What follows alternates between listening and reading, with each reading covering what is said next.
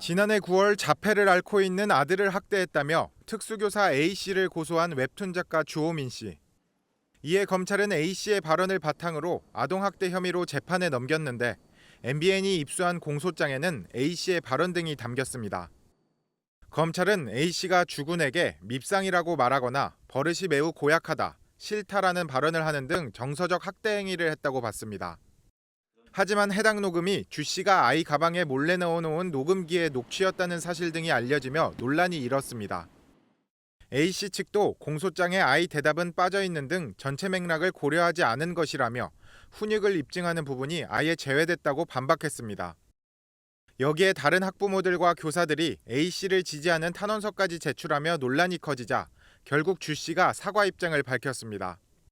주 씨는 모든 특수교사님들과 학부모님 등에게 너무나도 미안하고 죄송하다며 고소를 한 배경 등에 대해 설명했습니다. 주 씨는 교사를 만나면 차분히 얘기를 풀어갈 자신이 없어서 교사 면담 없이 고소를 했다며 선생님이 처벌받고 직위 해제되기를 바란 건 아니었다고 밝혔습니다. 또 섣부른 신고를 후회한다며 선생님에 대해 선처를 구하는 탄원서를 제출하겠다고 덧붙였습니다.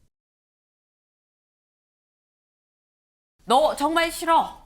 주호민 아들 교사 발언 공개입니다. 네. 교사 부정적 말을 골라서 좀 짜깁기를 했다. 주호민 씨 교사 선처하는 탄원서를 내겠다라고 지금 얘기를 했는데 이게 대체 무슨 사안이냐. 처음에 논란이 불거졌었던 게 유명 웹툰 작가가 이 자폐 아들을 두고 있는데 특수교사를 신고했다라는 보도가 나왔습니다.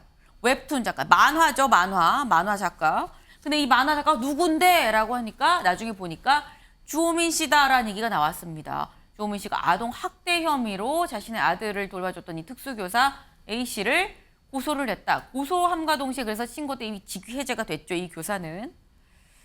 그런데 이 과정에서 주호민 씨, 이 논란이 됐었던 게 갑질이다. 신고할 건이 아니었다. 오히려 본인이 유명 웹툰 작가 부부가 교사한테 갑질을 했었다. 과하다라는 얘기가 나왔고 과정에서 무슨 녹취를 하게 애 몸에 녹음기를 넣어놨었다라는 점도 막 불거졌고요. 논란이 되니까 주호민 씨가 입장문을 처음에 낸 게 학교 차원의 원만한 해결을 원했었다. 근데 그게 안 돼서 신고까지 갔었다라는 얘기를 했고 그리고 난 다음에 이 특수교사 A씨의 경위서가 공개가 된 뒤에 어제 2차 입장문까지 나왔습니다. 그런데 아까 기사 다시 좀 같이 가볼까요? 너 정말 싫어. 주호민 아들의 교사 발언. 그러니까 주호민 씨가 왜 교사를 아동학대로 신고를 했는지 그 해당 교사의 발언이 공개가 됐습니다. 원래는 교사한테 너무한 거 아니야? 라니까 상당히 좀 돌고 있었는데 아들 교사의 발언이 공개가 됐습니다. 네. 너 정말 싫다라는 얘기를 하는 건 이게 지금 보니까 다음 기사를 좀 이어서 보겠습니다. 진짜 밉상, 싫어 죽겠어. 교사의 발언, 검찰 훈육 넘어섰다고 판단해 기소. 그러니까 다시 말해서 이게 어디서 나온 것이냐. 주호민 씨 아들을 학대한 사건에, 학대를 의심받는 사건에 공소장이 공개가 된 겁니다. 이 공소장을 보니까 교사가 이런 말을 했다라는 겁니다. 네. 근데 지금 일단 한국일보는 제목에서 검찰이 훈육을 넘어섰다고 판단해서 기소를 했다라고 얘기를 했는데 장 변호사님. 네. 주호민 씨가 자기가 이걸 신고하기 전에 변호사 5명한테 조언을 구했다. 그리고 신고를 했다라고 얘기를 하거든요. 네. 일단 뭐 다 드러난 사안은 아닙니다만 지금 사안으로 봤을 때 이거는 아동학대로 신고를 할 수 있을 만한 사안이라고 만약 이 사건이 의뢰가 들어온다면? 사실 이 부분은 좀 판단하기가 아직은 좀 어려운 부분인 것 같아요. 물론 이제 녹음기에 아마 녹음기에 녹음이 됐었던 것으로 추정이 되긴 하는데 네. 교사가 뭐 싫다고 하고 밉상이다고 하고 이런 말 자체를 본다면 또 부모 입장에서는 자녀에 대한 학대가 있는 것이 아닌가 생각해 볼 만도 할 것 같습니다. 네. 그런데 문제는 지금 교사 측의 입장에 따르면 이 전체 맥락을 봐야 된다는 것이거든요. 결국 이제 기소가 되기는 했지만 그 기소가 된 내용도 그 녹취록 내용 자체가 막 2시간이 넘는 분량인데 그 부분 중에서 굉장히 부정적인 표현들만 좀 추려냈다라는 주장입니다. 또 전체적인 그런 어떤 맥락이라든지 네. 그리고 그 학생이 어떻게 대답하는지 그리고 교사가 뭐 존댓말을 계속하는 부분들이라든지 이런 좀 교사에게 유리한 측면들은 좀 배제가 되었다라는 것이 또 교사 측의 입장이기 때문에 사실 이런 사건이 저에게 온다고 하더라도 저는 네. 이 녹취록을 전체를 다 들어보고 판단을 해야 된다라는 입장일 것 같아요. 물론 그 녹취록 중간중간에 조금 다소 문제되는 표현이 있다라고 하더라도 네. 전체 맥락을 봤을 때 이것이 훈육이다라고 볼 수 있다면 또 훈육으로 판단할 수 있는 부분이 있기 때문에요. 일단 지금 이게 재판 중이기 때문에 일단 좀 재판부의 판단은 기다려 봐야겠지만 네. 또 여러 전문가들의 이야기도 들어봐야 될 것으로 보입니다. 네. 사실 이건 사안을 좀 자세히 다 들여다 봐야 알 수 있는 사안이다라는 말씀을 하셨는데 다음 기사 보겠습니다. 일단 검찰의 공소장을 통해서 해당 교사의 어떤 문제라고 인식되는 그런 발언이 공개가 됐는데 웹툰작가 주호민 씨가 공개 사과를 했습니다.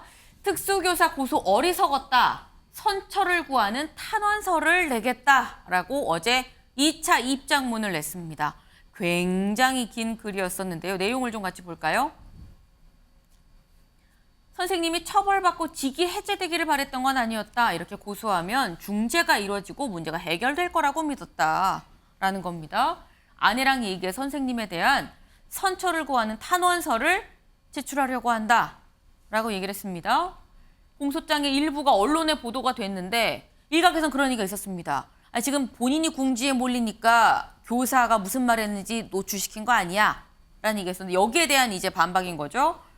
우리가 흘린 게 아니다. 어떤 언론과도 접촉한 일이 없습니다. 라고 얘기를 했습니다. 네.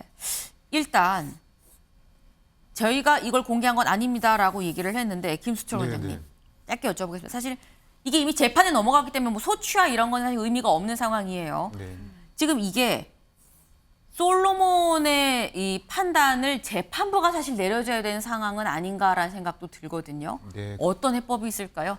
이 어려운 걸 짧게 여쭤보겠습니다. 저는 이 문제가 너무 학교 현장이 무너지고 있는데 이게 사법화 경향을 띄었다는 게 문제라고 저는 생각을 하거든요. 왜냐하면 아이들도 우리가 집에서 애를 키워보면 집에서도 아이가 좀 하면은 힘든데 네. 그 자폐아를 안고 있는 특수교사의 어려움들을 한번 생각해보는 계기가 되었으면 좋겠다 이런 좀 생각이 좀 들고요. 네. 사실은 그 학교 현장에서 화해나 조정이나 이런 기능들이 사라지고 재판이 이루어지게 되면은 오죽하면 그 어려움을 처한 특수교사들이 그 위로금을 먼저 줘버려 가지고 그 무마하는 경우도 있다고 합니다. 저는 그게 얼마나 안타까운 현실인지 네.